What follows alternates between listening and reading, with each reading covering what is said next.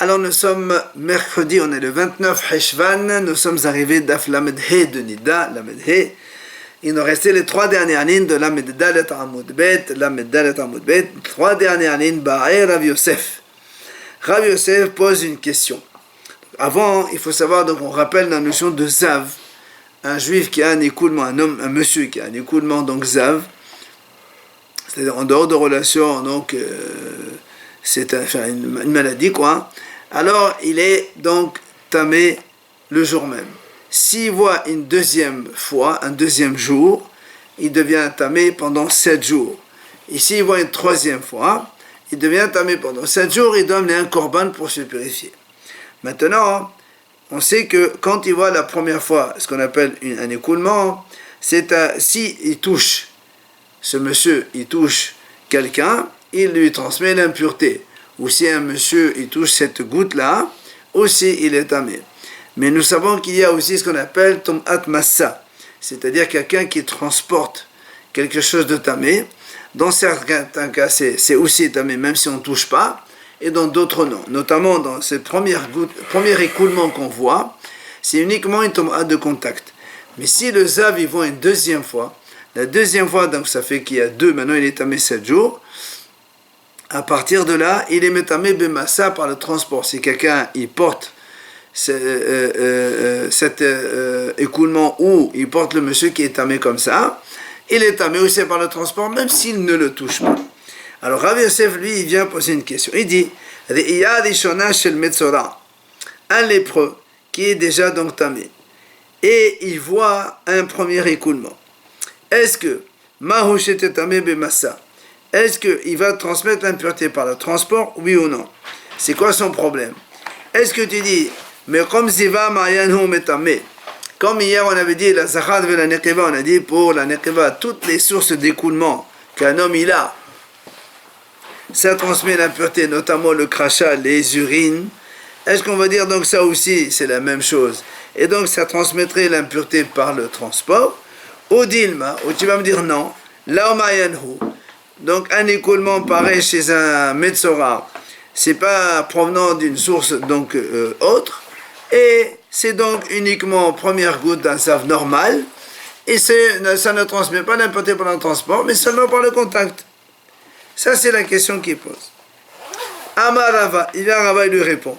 Il lui dit Tachema, on va donc, c'est marqué dans la Braïta, comme dans le Pasuk, à propos du deuxième écoulement, la Torah l'écrit Zuvo Tamehu. Donc un homme qui a un écoulement, il devient tamé. Alors il dit la Gemara, Limed al Hazov Shehu Tamé. Là on apprend que quoi? Que le deuxième écoulement, c'est parce qu'on parle du deuxième écoulement, parce que la Torah c'est marqué qui Zav Mevisao Zuvo Tameo. On a dit Zav c'est le premier écoulement, Zuvo c'est le deuxième écoulement. Et là-bas la Gemara dit, c'est marqué qu'il est tamé par le transport. Alors la Gemara dit, de quoi on parle ici? Et les Bezav Grid, si on parle d'un monsieur X qui a eu un deuxième écoulement, et donc la Torah veut nous apprendre qu'il transmet l'impureté même par le transport, et te dit, la Gemara dit, on n'a pas besoin de ça. Pourquoi? Parce que la Ahirim Gorim Tum'a, la Asmon Achol Shiken, si déjà ce monsieur qui a eu un deuxième écoulement, lui-même, d'accord, il transmet l'impureté par le transport. A fortiori, à d'autres, que ce deuxième écoulement, il va aussi donc transmettre l'impureté par le transport. Donc, la Torah ne vient pas nous apprendre ici pour le monsieur lui-même. Et la pshita, bezav, mesora. Donc, c'est la Torah vient nous apprendre ici. Le cas, justement, de la question de Rav Yosef, quand on parle d'un metzora, un lépreux qui a un écoulement, on me dit, et comme la Torah vient ici nous apprendre le cas donc deuxième écoulement, on apprend de là que l'écoulement d'un lépreux, c'est un écoulement à part, et donc il ne transmet pas l'impureté par le transport. Voilà ce que répond Rava. Alors, Amal et Rav Yehuda Midiskrata et Rava, il vient à Rav Yehuda et lui dit à Rava, Mimai, qui t'a dit que on parle ici d'un Zav Metzora? Peut-être, les Olam et Malach, Bezav Grida. On parle d'un zav normal. Toi, tu me dis, dans ces cas-là, on a posé la question, tu dis, mais ça, on n'a pas besoin de t'apprendre parce que si lui-même il transmet l'impureté à d'autres, c'est sûr que lui-même aussi il est tamé. Il te dit, alors ça, c'est pas une objection. Pourquoi? Il y a des cas comme ça où quelque chose peut transmettre l'impureté sans qu'elles elles-mêmes ne soient impures. C'est quoi? Sa'ir la le sa'ir de Kippour. Yochiyah. Celui qui transporte le sa'ir pour aller le jeter au-dessus de la montagne, il y a marqué, lui-même il est tamé. Pourtant le sa'ir, l'animal, il n'est pas tamé tant qu'il est vivant. Donc tu vois bien que voilà, il y a un cas où le sa'ir, le bouc, lui-même il est tahor, mais il transmet l'impureté à d'autres. Donc on peut avoir des cas que même si ça transmet l'impureté aux autres, forcément eux ils sont pas impurs. Ils sont pas impurs. Voilà. C'est le Kohen qui va le... Non, oui, c'est le Kohen ou quelqu'un d'autre, c'est qu'importe. Ils sont protégés. Comment il est impur? Stam, la Torah dit, il est tamé. Il est tamé, point. Ils sont comme protégés alors. Ouais. Alors, Amal Abaye, vient Abaye dire, je comprends pas, Maïté Vaïlé, c'est quoi le problème de Rabbi Yosef? Vehahu, lui-même Rabbi Yosef, de Amar, il a dit, c'est marqué dans la Torah, Zot Torat Hazav. Il a dit comme ça, dans le passage qui a marqué Zot Torat Hazav, et on a expliqué hier, selon Rabbi Yosef, Ben Gadol ou Ben Katan. C'est-à-dire que ce soit un monsieur adulte ou un enfant, ils ont le même statut, et quand ils ont un écoulement, ils sont tamés. Alors la Gemara dit, on a vu ça, puisque lui il apprend que la Toum'a d'un petit, de cette notion-là, de ce pasouk-là, mais il n'a pas appris ça, le mot lazachar. On a dit hier, donc il y a deux façons d'expliquer. Aïtarle, les zachar, donc pour lui, s'il apprend l'impureté du petit de Zotorat Hazav, du coup le mot lazachar, il est en plus, parce que la Torah dit Zotorat Hazav, Hazav et Zovu, lazachar ve la necheva. Pourquoi tu dis ça? Alors, le zachar, il est en plus. Les rabot, mesora les ma'inotav, necheva, les rabot, mesora les ma'inotav. Donc, il a dit, puisque c'est comme ça, puisque Rav Yosef, il apprend l'impureté du petit d'un autre pasouk, du coup, le mot lazachar, ça va inclure les metzora, les ma'inota, toutes les sources d'écoulement d'un metzora. Et pour le zachar, comme pour la necheva aussi, donc, medabot, metzora, les ma'inota, c'est-à-dire, donc, tout ce qui sort de elle, c'est tamé, comme le crachat, les urines, c'est exactement la même chose, même un premier écoulement. Ve'akshen hamana, metzora, les avgamour. Et donc la Torah, elle a comparé un Metzora avec un Zav Gamour, c'est-à-dire un vrai Zav. De la même façon, Ma Zav Gamour metamé b'massa, Ma Avri Yad Shona Shel Metzora metamé b'massa. Donc il est dit de la même façon que un Zav entier, Zav qui est donc au troisième écoulement, et donc il est Zav, il transmet l'impureté par le transport. Alors comme dans la Torah, on les a comparés, alors même la première fois qu'un lépreux il voit un écoulement, ça transmet l'impureté par le transport. Réponse donc à la question de Rav Yosef. Alors, autre chose, nous on a vu que quand un zav il a un écoulement, chez l'homme, l'écoulement n'est considéré comme un écoulement que quand il est vu de façon, pas avec honnête, pas avec une cause donc déclenchante. Il faut que ce soit un écoulement. Alors là, Amar Ravuna, il vient Ravuna, il dit, il dit que le premier écoulement, même s'il est béones, il est tamé quand même le zav. Pourquoi il dit Zot Torat Hazav, la Torah a dit, voici le statut d'un zav et celui qui sort donc une production séminale. Or nous on sait, ma shevadera metame béones, une production séminale, même si elle est par un cas de force majeure, elle est quand même tamée. Alors du coup,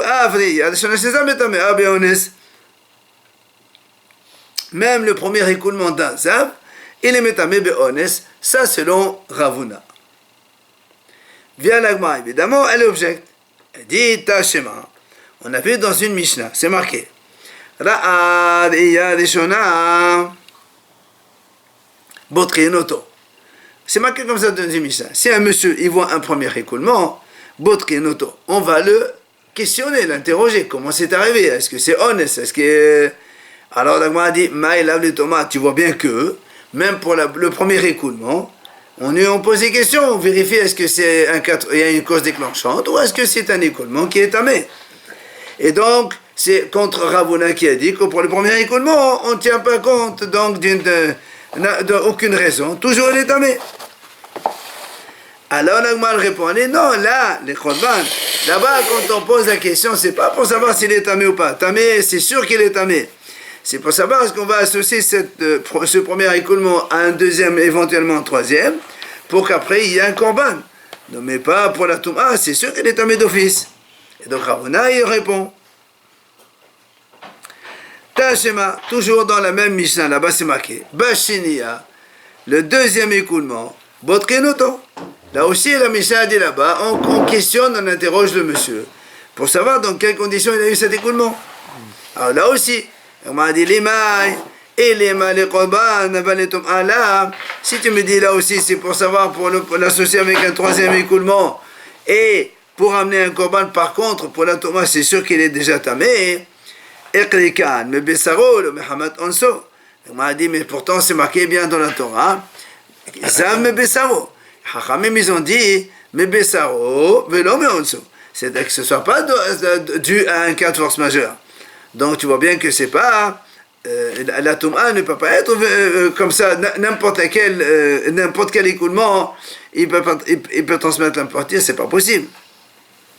Et la lave les tomates. Donc tu es obligé de dire que quand on va le questionner, c'est pour savoir s'il est impur, oui ou non.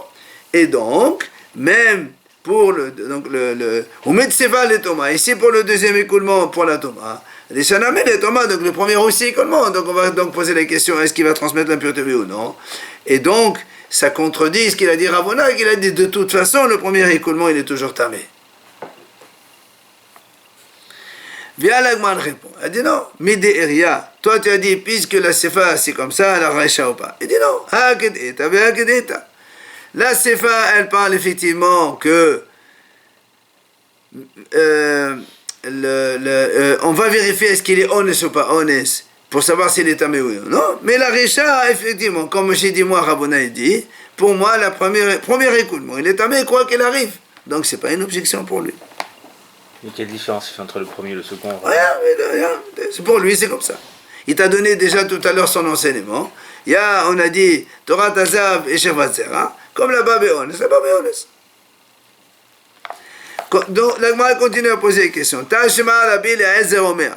Là-bas, dans la Mishnah aussi, c'est marqué comme ça. Av Bashilishi, même au troisième écoulement, Botri, Noto, Mepener, Korban. Il dit, on le questionne de nouveau, le monsieur. Pourquoi? Pour savoir est-ce qu'il a amené Korban ou pas. C'est si Rabbi Eliezer Omer, ça veut dire que Tanakama lui il dit non. Au troisième, on ne questionne pas. Alors on a dit mais qu'il a dit Tanakama, mais Peneatoma Kahama. Donc tu vois bien que si le Tanakama il ne dit pas qu'il faut questionner, ça veut dire que pour lui, il n'y a pas de différence, il est tamé de toute façon. On avait dit que dès le second, déjà, c'est bon. Il est tamé, oui. La différence entre le deuxième écoulement et le troisième écoulement, c'est qu'au deuxième écoulement, il est tamé 7 jours, c'est tout. Plus et le troisième écoulement, non. Troisième écoulement, il est tamé plus un korban. C'est ça la différence. Donc, si Rabbi Eliezer, il dit qu'il faut le vérifier dans le troisième écoulement, est-ce qu'il est honnête ou pas honnête, c'est pour savoir qu'on amène un korban ou pas. Donc, ça veut dire que Tanakama, lui, il dit non. Dans le troisième écoulement, on ne vérifie pas. Alors, si tu dis qu'en troisième écoulement, on ne vérifie pas, ça veut dire que dans le premier et deuxième, il faut faire abdika. Alors, tu vois bien que pour le premier, contre Ravuna, qui a dit, le premier écoulement, il est tamé donc, dans tous les cas. Alors, là, moi, a dit non. Là, je peux te dire que non. Même qu'on a dit, on est bodek, c'est pas pour la Thomas, c'est que pour le korban. Mais la tamé, de toute façon, elle est tamée. Alors, qu'est-ce que tu vas vérifier? La mahloket entre Tanakama et Rabbi Eliezer sur le mot et, parce que la Torah dit là-bas, c'est marqué Vehazav et Zovo. C'est ça. Vehazav et Zovo, la Zachar ve la Nekeba. Alors, la Gemara dit comme ça. Rabbanan lo darshe atim. C'est-à-dire, Hachamim, ils disent pas, ils font pas une dracha du mot et. Pour eux, c'est normal. Mais, on va expliquer comment. Mais Rabbi Eliezer lui dit non, le et il est de Reshoto. Encore une fois, le passage il dit Ve'azav et Zovo. Alors il dit, Rabbanan la darshi et. On a dit que les Haramim, eux, ils n'expliquent pas le mot et. Ça veut dire quoi? Donc Hazav, Hada. Donc la Torah dit Ve'azav et Zovo. Hazav, le premier mot, c'est le premier écoulement. Zovo, c'est le deuxième écoulement. Tarté. La Zachar, c'est le troisième écoulement. Alors c'est marqué la Zachar ve la Nekeva. Alors il dit Bashilishi, Akshe la Hamana la Nekeva. La Torah, elle a donc dit Zachar, c'est comme Nekeva. Or, comme nous aussi, que la Nekeva, même Be'ones, quand elle a un écoulement sanguin, elle est tamée. Alors, Haramim, ils disent aussi, Be'ones, il est tamé aussi. Ça, c'est Haramim. Maintenant, Rabbi Eliezer, Darish etel. Rabbi Eliezer, lui, il explique le mot et. Alors, il dit comme ça, Hazav, Hada, ça c'est un premier écoulement. Et, Tarté. Et, c'est le deuxième écoulement. Zovo, Tlat. Zovo, c'est le troisième. Maintenant, le quatrième écoulement, c'est seulement un quatrième écoulement que là, on a dit, on est aussi métamé comme la Necheva. Et donc, tu vois bien que pour le troisième, on n'a pas, donc, il n'est pas métamé be'ones. C'est ce qu'il dit Rabbi Eliezer. Parce que s'il voit be'ones, il n'est pas comme la Necheva. C'est que dans le quatrième qui est comme la Necheva, même be'ones, il est tamé. Il apporte un korban. Tachema Alagma de nouveau vient poser une question. Rabbi Yitzhak Omer, il vient Rabbi Yitzhak, il dit comme ça. Vahalozav, bichlal ba'al qeri haya. C'est marqué dans le pasuk qui dit, le pasuk il dit comme ça. Elle va nous l'amener la voir juste après.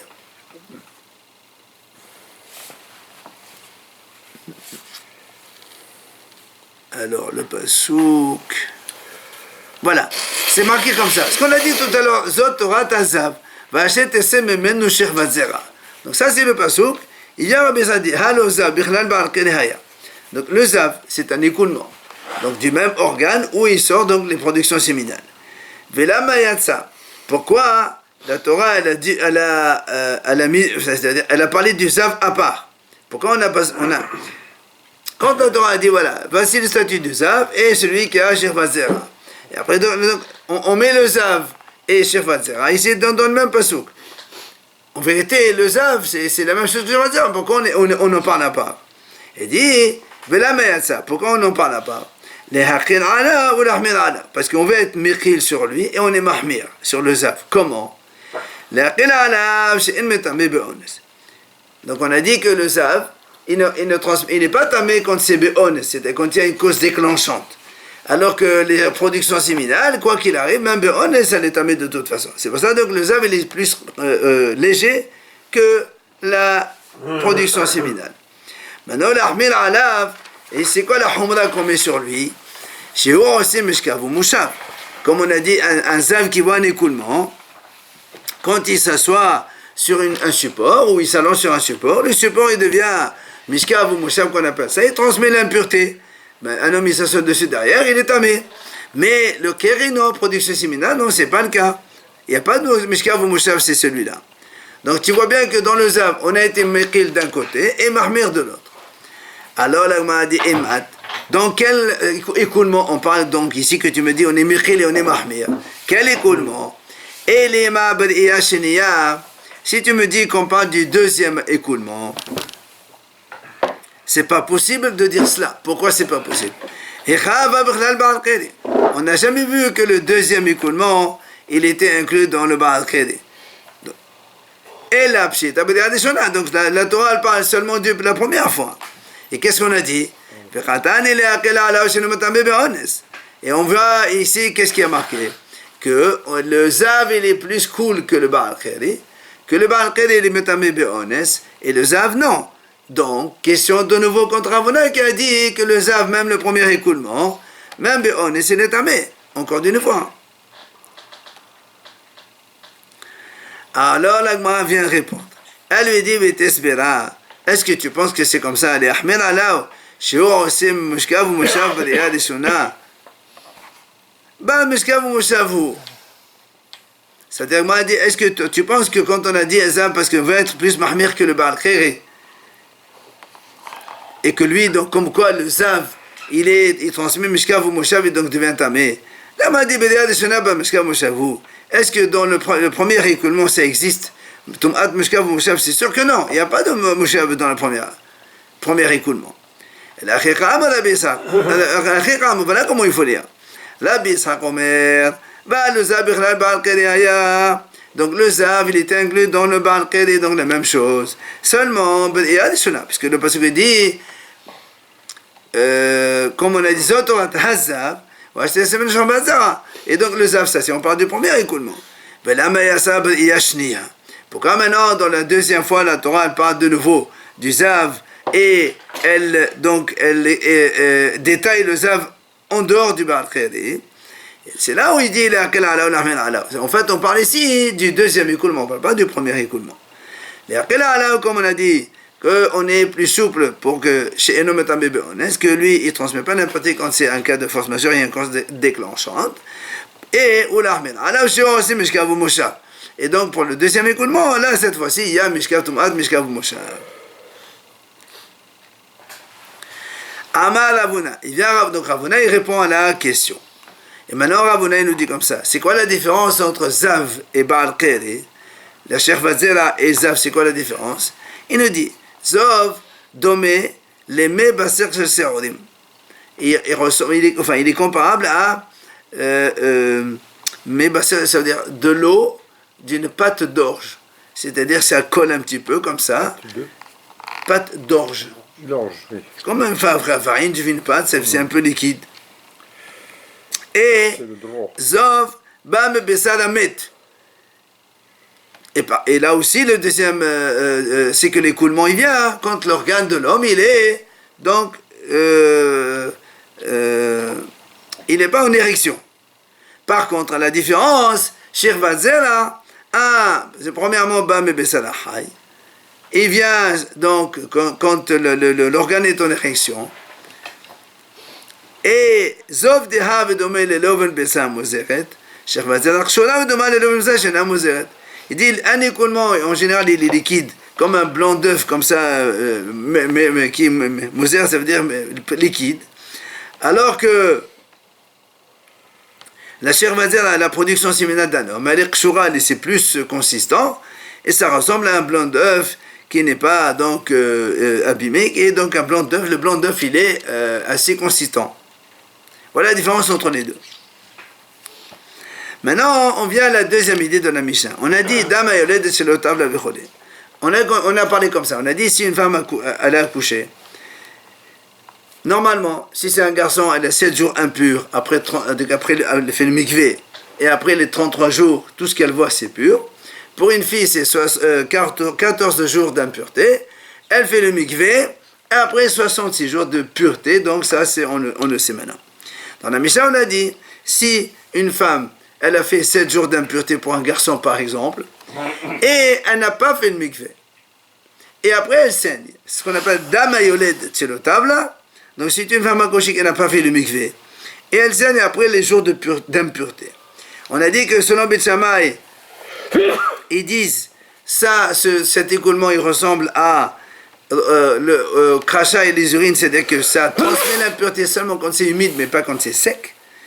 Alors que Beth Hillel, il considère ça comme du sang normal, et donc elle est impure dans tous les cas. Alors, Tania, l'Agmal ramène ici, Amnon Ahen Beth Hillel et Beth Shammai. Beth Hillel, il vient dire à Beth Shammai, et à Modim, vous n'êtes pas d'accord avec moi que Beneda Shelotav Lavela Tadam Shehet Mea. Le cas d'une femme, Nida, une femme qui a saigné sans accouchement, tant qu'elle n'a pas fait mikvé, et elle saigne, même si elle saigne après, normalement, à l'époque d'avant, Nida, c'est 7 jours, après elle fait mikvé. Maintenant, imaginons qu'elle n'a pas fait une mikvé. Après, au 10e jour, elle saigne. Vous n'êtes pas d'accord qu'elle est tamée. Bétalé, dit ça à Beth Shammai. Alors là aussi, c'est pareil, tant qu'elle n'a pas fait tvila, donc elle est tamée. Mais même si elle fait de vila, elle est tamée. Hein? Même si elle fait de vila, elle est tamée. Mais non. Après, la tvila, d'accord, quand tu as fait mikvé. À partir du moment où elle saigne. Et non, On est en train de dire que pour un garçon, après 7 jours qu'elle est tamée, elle fait le mikvé pendant 33 jours, même si elle saigne. On parle d'Anida. La nida aussi c'est pareil, quand elle a fait les 7 jours, après si elle saigne, on est dans Ziva, on n'est plus dans le nida. Et donc Elle est un jour seulement, il n'y a pas de mikvé. elle reste entamée. Mais c'est pas une tomate de 7 jours. Alors Amdoulaye Bet Shammai leur réplique, ils leur disent non, là c'est pas la même chose. Pourquoi? Im amatem baneda shavlotav lavdatat me'a. C'est un peu ce que tu dis. La nida, même si elle fait mikvé, si elle saigne après, elle devient tamée. Mais une femme qui a accouché, dès qu'elle a fait le mikvé, elle a 33 jours pour un garçon et 66 jours pour une fille. Même si elle saigne, elle est hors. Donc c'est pas du tout comparable. Qu'est-ce que tu me comprends? Mais si elle n'a pas fait le 7e, le 8e, elle est hors quand même, non? Pardon? Par exemple, le 7e, elle n'a pas pu aller au mikvé. Si elle va le 8e, elle est hors après? Évidemment. Même ça. Amnon lahem, non, avec le mikvé. Amnon lahem, alors Bethléem, de nouveau ils disent, Yoled bezov, tochia, shem tav laolata lehani mesfila, tehona, lo tav laolata tmea. Alors Bethléem, ils disent à Beth Shammai, prenons le cas d'une femme qui a accouché, puisque c'est le cas de la Mishnah. Mais ce qu'on appelle Yoled bezov, c'est-à-dire, elle a saigné 3 jours de filet avant l'accouchement. Donc elle était déjà zava. Imagine 2, 3, 4 jours après elle accouche. Il faut qu'elle fasse les Shiva Nirim après l'accouchement. Et or, la Gemara dit comme ça, Bethilel leur disent, donc cette femme qui a accouché, qui a compté les 7 jours, si elle fait mikvé, après elle voit, donc tout ce qu'elle voit après c'est tard puisqu'elle a fait le mikvé.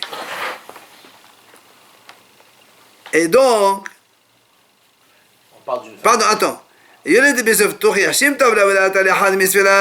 donc si elle a fait le mikvé, et elle a compté les 7 jours après elle voit du sang, elle est hors puisqu'on est dans les 33 jours du garçon. C'est sûr qu'elle est hors après le sang? Oui, l'autre a lavé la tête. Mais si elle n'a pas fait le mikvé, elle est toujours tamée. Donc tu vas même inaccoucher aussi, c'est pareil. Amlo lahe muadin. Viens, tu vois. Rabbi Shammai dit non, nous aussi on est d'accord sur ça, que comme quoi elle est tamée, elle n'est pas. Beth Shammai ils disent, au contraire, nous-mêmes on dit la même chose que chez nous. Dama Yoled, une femme qui a accouché et qui a passé les 7 jours d'impureté ou les 14 jours pour une fille. Et après, elle n'a pas fait mikvé, et elle a fait, donc, elle a saigné. Mais Shammai ils disent, nous-mêmes, on dit que, justement, c'est pas vraiment comme une vraie sang, puisque eux, ils disent, ils lui donnent le statut comme un crachat et des urines, c'est-à-dire que ça ne transmet l'impureté que quand c'est humide, mais pas quand c'est sec. Alors, là, on m'a dit, ça veut dire quoi? Les mêmes là, des flégués, est-ce que c'est sur ça qu'ils discutent Beth Shammai ou Beth Hillel à propos de Yoledet Bezov? C'est-à-dire, puisque Beth Shammai dit, c'est justement le cas dont on parle nous, c'est-à-dire c'est une femme qui a été zava avant même d'accoucher. Et c'est là le problème entre les deux, la marloque entre les deux. Pourtant, la Gemara dit, oui, pourtant, nous, dans notre Mishnah même, c'est marqué, Omodim beyoledet bezov, shehem etamea l'arvi avesh.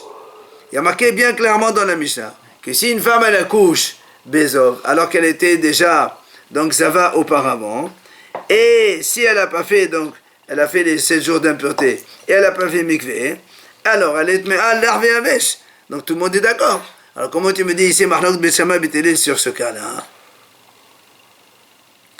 La Gemara répond, la kasha, il n'y a pas de question entre la Mishnah et ce qu'on vient de dire maintenant. Pourquoi? Quand c'est Safra, quand c'est le Safra. Dans la Breta, on parle que la femme, elle a déjà compté les 7 jours de pureté de la Zava avant l'accouchement.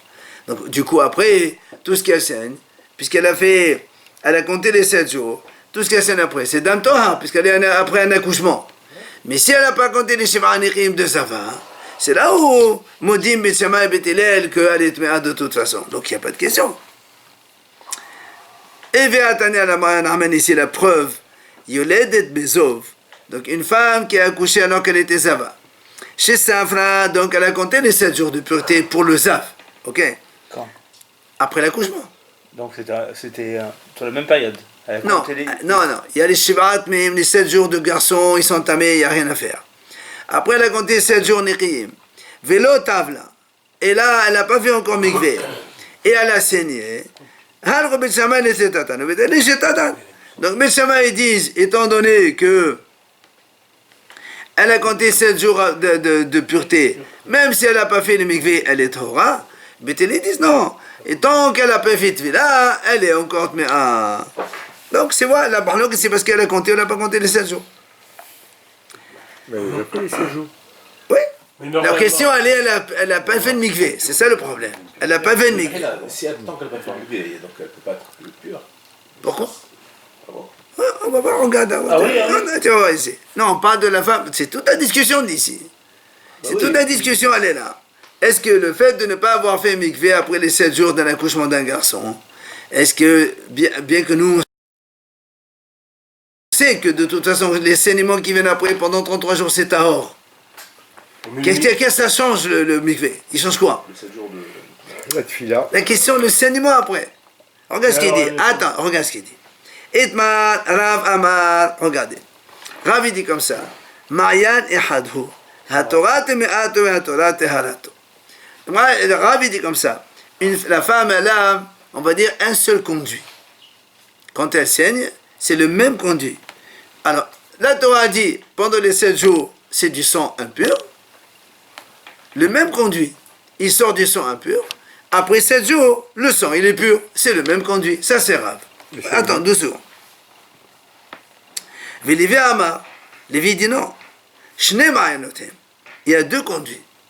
Un conduit du sang impur, un conduit du sang pur. Pendant les 7 premiers jours, c'est le conduit impur qui s'ouvre et qui saigne. Ensuite, il se ferme.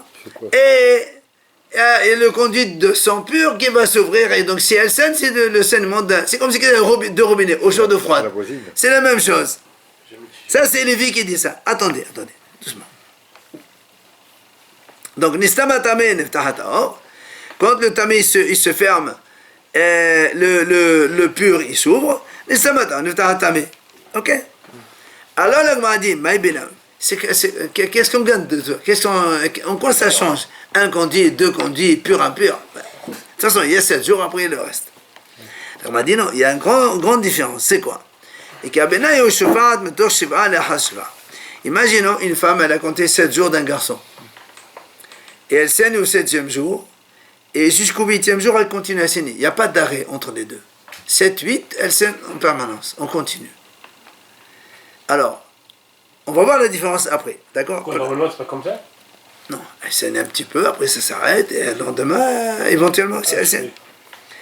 Ou bien, ou bien pour une fille, du 14e jour au 15e jour, elle saigne en continu. Donc on parle de impur jusqu'à pur. Ou dans l'autre sens. Mais pour un garçon, après les 40 jours, c'est pur. Au 41e, si elle saigne, elle est impure. Or, elle a saigné, on continue entre les deux. Ou encore pour une fille, on met dans les 80 jours, donc le sang il est pur. Au 81e, si elle saigne, c'est de sang impur, puisqu'elle a fini sa période de pureté. Alors, maintenant, on va voir la différence entre Rav qui a dit un seul conduit et Lévi qui a dit 2 conduits. Les Rav, selon Rav, Risha la Kula Visefa la Humra. La Risha, selon Rav, la Risha qui dit donc 7 jours au 8e. Selon Rav, on est Mirkil. Ça veut dire quoi? Puisque Rav a dit un seul conduit. Maintenant il est Tahor. Après 7 jours, il est, dans les 7 jours, il est tamé. Au-delà, c'est Tahor. Donc, même si la femme elle saigne du 7e ou 8e, qu'importe. Pour lui, au 7e, à la tombée de la nuit, c'est terminé. Même si elle saigne après, c'est Tahor de toute façon. Avec Mikvé au milieu. Non, il n'y a pas de Mikvé. On laisse le Mikvé pour l'instant. Maintenant, Vesefa, la Humra. Si tu prends le cas de 40 à 41e, alors on est mahmir. Pourquoi? Parce que quand au 41e, il est pur, et il continue à saigner, normalement tu dis s'il continue à saigner, c'est du même sang pur. Selon Rav, non. Rav dit c'est le même conduit, il y a jusque 40, c'est pur, au-delà c'est impur. Après 8 heures le soir, c'est le coucher du soleil, terminus, c'est du sang impur. C'est le même raisonnement. C'est le même raisonnement. Maintenant les Lévis, c'est tout le contraire. Lévi, que lui, il y a 2 conduits. Dans la Risha, c'est mahmir. C'est normal, puisque le 7e jour, c'est du sang impur, jusqu'au 7 jours. Et comme elle continue à saigner, normalement, Lévi, qu'est-ce qu'il a dit? Le conduit du sang impur, il se ferme, et il s'ouvre le pur. Or, si maintenant il ne se ferme pas le 7e et ainsi de suite, enfin, vers la suite, Ça veut dire que le conduit, il s'est pas fermé. Et donc le 8e, quand elle a saigné selon Lévi, elle est impure. Et dans l'autre sens, oui c'est vrai, le 40 jusqu'à 40e, 41e, puisque le 40 il est pur, donc c'est le conduit pur qui est ouvert, et comme elle saigne en continu, même si elle saigne le 41e selon Lévi, elle est pure encore, puisqu'il ne s'est pas fermé. Vous voyez, donc c'est une différence énorme entre la conception de l'un et l'autre. Et comment il fait la différence entre conduit 1 et conduit 2? Ça c'est lui qui a dit ça. Utérus bifide. Mais TV, pas forcément. C'est des symbiotes. Mais TV, l'agma va objecter. On a dit dans notre Mishnah, Dam Hayoled Tselotavla, donc une femme qui a accouché et qui a fait les 7 jours, par exemple pour un garçon impur. Et après, elle n'a pas fait le mikvé. Et après, 8e, 9e, 10e, 11e, elle saigne. On a dit, ce saignement-là n'a pas statut de sang vrai, puisqu'elle a fini les 7 jours. Mais c'est comme le crachat ou les urines, que ça c'est impur uniquement si c'est humide et pas sec. Au Vétélé l'emmener, Métamé l'arvéavèche. Vétélé disent non, c'est comme du sang, du vrai sang, Métamé dans tous les cas. Alors la moi a dit, pour l'instant on suppose, des fasra, c'est-à-dire elle a saigné 7 jours, enfin elle était impure 7 jours, après au 8e par exemple elle a arrêté, et au 9e elle a saigné. On parle comme ça. Alors m'a dit, Rav qui a dit que c'est le même conduit, c'est pour ça que, étant donné qu'elle a saigné donc 7 jours, donc elle a fini les 7 jours, le 8e elle n'a pas saigné, 9e elle saigne, alors dans ces cas-là c'est tahor, c'est le même conduit, il y a 7 jours, après c'est tahor, c'est pour ça ils ont dit, pardon,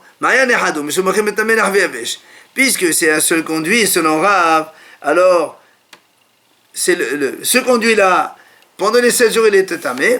Tant qu'il ne s'est pas fermé, oui, eux, Béthilel, ils ont dit, dans tous les cas, c'est du sang impur. Tant qu'elle n'a pas fait le mikvé. Voilà, dit, c'est pour ça qu'il y a métamé l'arvé avec. Mais elle a les Lévi, des Hamas, mais Lévi, il dit, il a 2 conduits. Ok, s'il y a 2 conduits, un pour le sang impur, un pour le sang pur, alors si tu dis que la femme, après 7 jours, le sang impur il s'est fermé, oui, et au 9e jour, c'est quel conduit qui s'ouvre? C'est le sang pur, mais même si elle n'a pas fumigué, il n'y a aucun problème.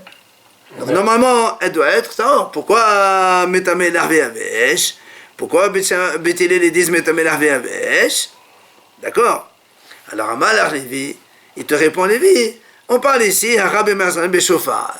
C'est pas comme tu as pensé qu'elle a vu jusqu'à 7, après elle s'est arrêtée, 8e elle s'est arrêtée, 9e elle a saigné. Non, Shofar, elle coule, on continue. 7 vers le 8, on continue. Alors on m'a dit, alors dans ces cas-là, il y a un problème. Parce que, Beshofar, si tu dis qu'elle est en continu, mais t'as dit Betchamay. Pourquoi alors Betchamay disent c'est pur, entre parenthèses, c'est comme le roc, mais si c'est le on continue, alors ça doit être tamé. Alors tu dis quand ça de Betchamay, mais il y en a hadou. Betchamay te disent non, ça c'est un seul conduit, c'est pas 2 conduits. Comme il a dit Rav. Alors maintenant, la a dit Bisham les Lévi, selon Lévi, c'est ça la différence entre Betchamay et Béthilel. C'est que Betchamay dit c'est un seul conduit. Béthilel dit donc quand c'est un seul conduit, alors dans ces cas-là, elle est tahor. Même c'est ça, même si elle n'a pas fait le mikvé, puisque c'est un seul conduit, au début il est tamé, après il est tahor, donc c'est pour ça qu'il est tahor. Et Béthilel qui dit il y a 2 conduits différents, c'est pour ça que Béthilel dit il y a 2 conduits, donc un c'est tahor, un c'est tamé. Donc comme on continue, donc il ne s'est pas fermé le premier, donc elle est tamée en permanence, donc il n'y a pas de problème. Ça c'est donc les Lévi, donc c'est ça la différence entre Béthilel et la Rav Maïbena. Mais selon Rav qui a dit qu'il y a un seul conduit, c'est quoi la différence entre Béthilel et Béthilel? Et Kabena Yome Utvila. Il dit voilà la différence. Yome Utvila. Ça veut dire quoi? Ça veut dire des Betchamay savent des Biomet al Hamana. Betchamay ils disent la Torah elle parle, ça dépend des jours. 7 jours elle est impure, au-delà elle est pure. Même si elle n'a pas fait le mikvé. Le mikvé est en plus. Ils n'ont pas dit pur. Ils ont dit c'est comme le roc, le mémoralem. C'est-à-dire c'est pas impur comme du sang. Au Vétélé savent des Biomé Utvila. Non, c'est pas que les jours. Il faut les jours, mais il faut aussi le mikvé. Tant qu'elle n'a pas fait le mikvé, elle reste encore tamée comme une femme qui a saigné normalement.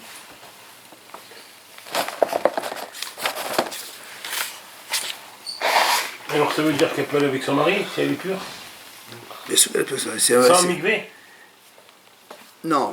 Si elle saigne, ça dépend selon Bet Shammai ou Bet Hillel. Selon Bet Shammai. Oui. Mais on parle, de toute façon, cette question, ça ne se pose pas aujourd'hui. On n'est pas là. compris, mais Ça n'est pas à l'époque. Quand il y aura Bet Shammai, on parlera. Donc on arrête là aujourd'hui. Parce que